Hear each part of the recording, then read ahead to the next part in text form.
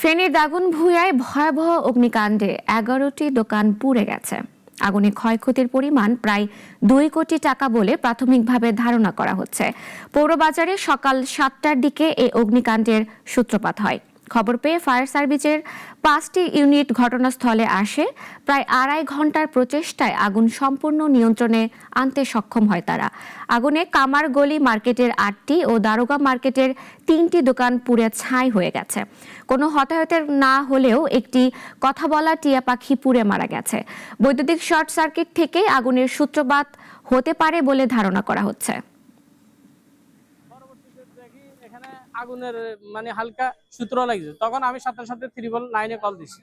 Call দিবার পরে 999 যখন কল রিসিভ করে না, 333 তে কল দিছি। তার পাশের দিকে এখানে দেখতেছি তো ধোঁয়া দেখার পরে আমরা সবাই মিলে এখানে দৌড় দিয়ে আসি দেখি দেন আগুন ধরে গেছে। না, মানুষ কোনো ক্ষয়ক্ষতি হয় না, শুধু টিয়া পাখিটাই ফায়ার হেরা বাস, এটাই মারা গেল সবকিছু।